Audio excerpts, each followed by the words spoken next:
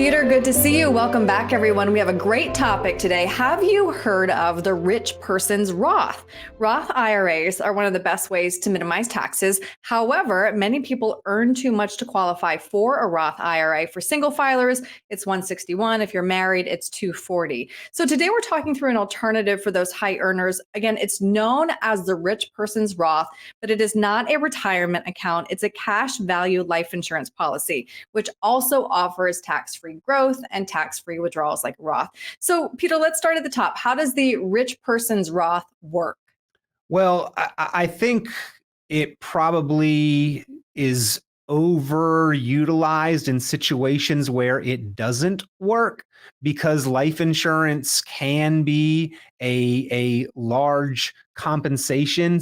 There is some incentive for it to be missold at times where it's not completely appropriate. Right. Now, every tool, I think, has times where it is appropriate.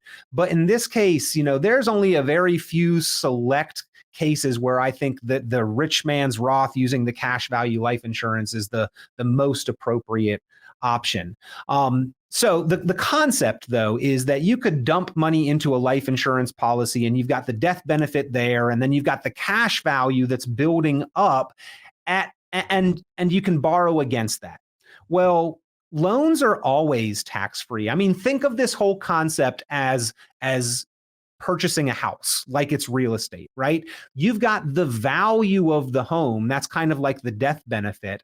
You've got the equity that you've built up after paying mortgage payments. That's kind of like the cash value. And then you've got the mortgage. That's any loans that you've taken out of it. Plus you've got your monthly mortgage payment. Well, when you get a mortgage on a house, how much of those mortgage payments for the first 10 to 15 years actually go toward building your equity?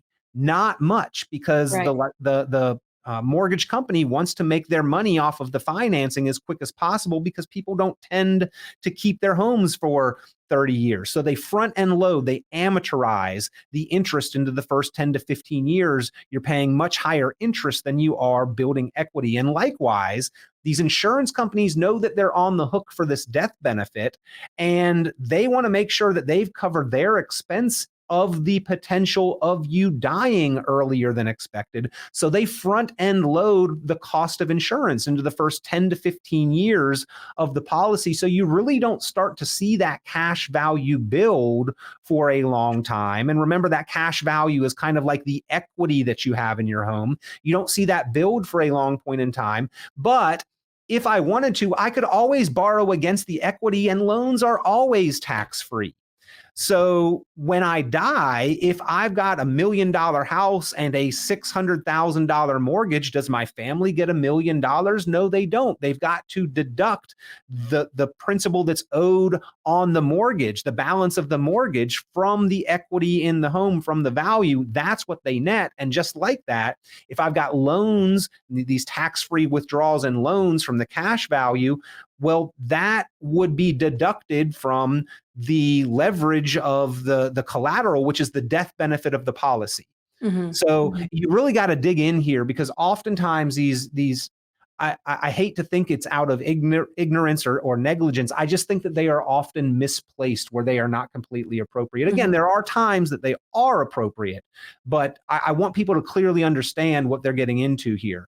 And more often than not, I think it's appropriate for a very, very select few. It is probably properly qualified as a rich man's Roth, because really that's the only people that need to consider this in my mind, for that reason, for the reason of savings. So high income earners, though, could also utilize a Roth conversion. Yes. Why not use that strategy, or Yes. do you use that strategy first? Absolutely, I would use that strategy first. If estate tax issues are not the true concern, if we're looking at just the best use and leverage of our money, why not pay to do those Roth conversions and move money from your left pocket tax deferred over to your right pocket where it's tax free? In a traditional tax deferred account, if you want to grow your money, if your goal is growth, the IRS is right there with you. Their goal is growth as well, because they get to harvest more tax dollars in the future. there's a cost to it, but you can go ahead and pay them now to convert those dollars over into the Roth side, and then have 100% of all of the growth be yours tax-free to keep. And that's the regular person's Roth. And all regular people, I think, need to be looking at that, because taxes will be going up into the future. That's what more people need to focus on, because within that strategy, there's not the built-in internal cost of insurance that you've got to pay. There's just the taxation. And on the other side, to buy life insurance, you got to pay tax on the dollars that you're using for premium payments anyway. So I think that is the first and foremost consideration. And then once we've exhausted that, then we may look at the cash value of life insurance and the rich man's Roth. Mm-hmm. So you mentioned it's for rich men and women. People, who yeah. should consider cash value life insurance? Anybody beyond those really high income earners? Well, I mean, if you are earning a high income and you are eliminated from making Roth contributions, but still have the ability to save more, it could be a consideration. And here's why. If you meet that criteria, more than likely down the road, you're going to be faced with estate tax issues when your wealth passes to your beneficiaries. And that's where life insurance really shines, because life insurance is specifically intended, it is the tool to pass generational wealth, and it passes that generational wealth tax-free. So you can take taxable dollars today and turn them into a leveraged amount in the future to help to address the estate tax issues. And by the way, both estate and income tax, because if you've got money in those tax deferred accounts, you haven't even paid the income tax on that yet. So if you've got a $500,000 $5 million IRA or 401k, like, you're going to have to pay the income tax on that first when it passes, and then be subject to estate tax levels, which could come down, will come down into the future. They've already talked about bringing those levels down substantially. So more people than really realize it probably are going to run into estate tax issues, and life insurance is a great tool to address that, and to turn dimes to dollars, basically, of tax-free legacy value. And also long-term care. Long-term care is a big concern. It's the 800-pound gorilla and the $1 million question of a confident retirement.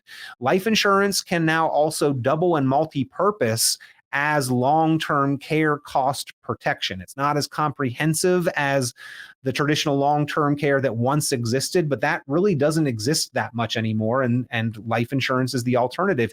If you are specifically setting this up for the potential of covering long-term care costs, and oh, by the way, it just so happens that it's not use it or lose it and can double as a tax-free legacy and death benefit, plus has this component of the cash value in it, like, I think that use is maybe a win-win situation, and a place where this would be an appropriate strategy. So speaking of pros, somebody who's going to sell me cash value life insurance would say in certain cases, it's possible to use the cash value of these policies to create a guaranteed stream of income, possibly for the rest of your life. That sounds pretty attractive. Yeah, but it's actually opposite of the purpose of life insurance, right? And the same companies offer other tools that guaranteed stream of income is the highest purpose of. And they offer both, by the way. And so they can basically hedge their bets. But life insurance is a bet. And the bet is, I think I may die before you, company, think I'm going to die. So I'm going to pay you small payments for my whole life. And when I win that bet, somebody gets a large lump sum. Well, you can use that cash value for an income, but again, that's not the primary purpose. Annuities, on the other hand, are the opposite side of the bet. You're betting with the same company. Hey, I think I'm going to live longer than you think I'm going to live, so I'll give you a lump sum today, and then you're going to contractually be guaranteed to pay me a lifetime stream of income no matter how long I may live. That's the tool that does that job. Both can do the job for the others. Annuities can pass on wealth, and life insurance can create an income, but they both do their specific individual job much, much better than they do the other one's job. And these companies remain financially stable because they do offer both sides of that life expectancy bet there. And they play the odds on both sides. and invest over lifetimes rather than on the profits of a single company in a particular period of time. Well, and these companies remain solvent and profitable because I can't remember the number, Peter, you might know it.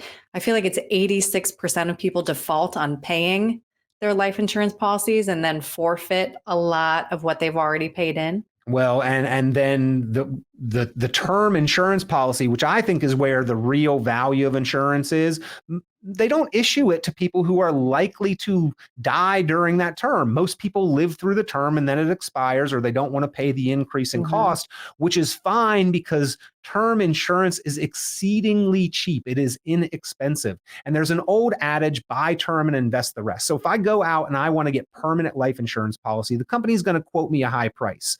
But if I want term insurance, it is going to be a significantly cheaper price. If I invest that difference over the term, then I build up money to hopefully by the end of that term be relatively self-insured, which I'm then not forced to pay the cost of insurance on thereafter and can borrow against or leverage for the purpose of an income. The problem there though, Erin, is everybody likes the cheap price of term and they always forget to invest the rest.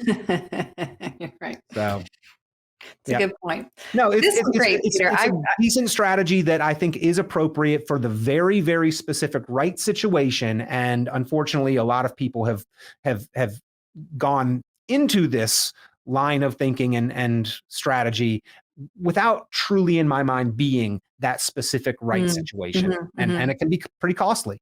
Right. Got to crunch the numbers and have a conversation with a fiduciary who's going to be acting in your best interest. Peter, you are a fiduciary financial advisor. If somebody has questions about this, how can they reach you? I am, but I also would like to note, Erin, that insurance in the minds of regulators with the Securities Exchange Commission and the Department of Labor, buying and selling insurance or annuities, that is actually a transaction that falls outside of that scope of fiduciary responsibility because there doesn't seem right. is a potential, in my mind, there is nothing that I can defend as being in somebody's best interest than putting good protection in place for the worst case scenario of what happens if X, Y, Z, what happens to your family if you pass away.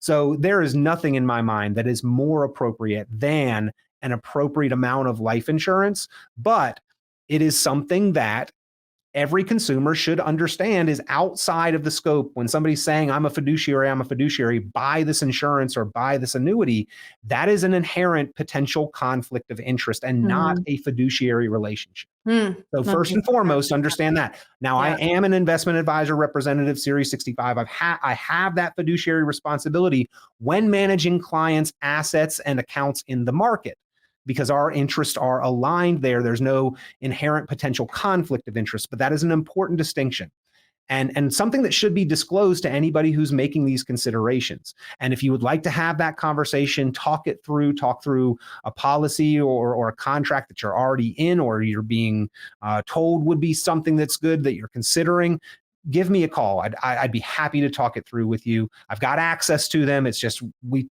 talk through it. We make sure we're informed and educated. We weigh the pros and cons to see if it is something that's truly in your best interest. And I'm happy to have those conversations to make sure it is. 919-300-5886 is the number to call. 919-300-5886. You can email me, peter@richonplanning.com. It looks like richonplanning.com. It is my last name, Peter Richon. You can also go online to our website, richonplanning.com is again what it looks like. All right, Peter, thank you. Super important conversation today, Erin. Thank you.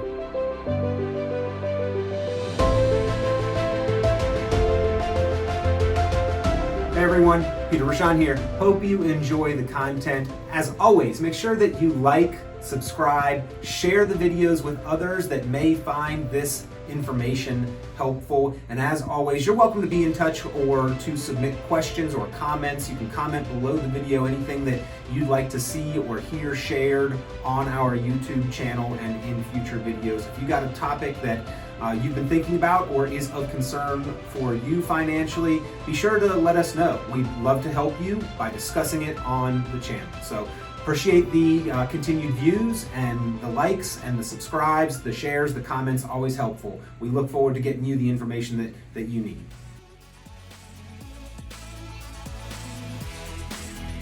This has been Planning Matters Radio. The content of this radio show is provided for informational purposes only and is not a solicitation or recommendation of any investment strategy. You are encouraged to seek investment, tax, or legal advice from an independent professional advisor. Any investments and/or investment strategies mentioned involve risk, including the possible loss of principal. Advisory services offered through Brookzone Capital Management, a registered investment advisor. Fiduciary duty extends solely to investment advisory advice and does not extend to other activities such as insurance or broker-dealer services. Advisory clients are charged a quarterly fee for assets under management, while insurance products pay a commission, which may result in a conflict of interest regarding compensation.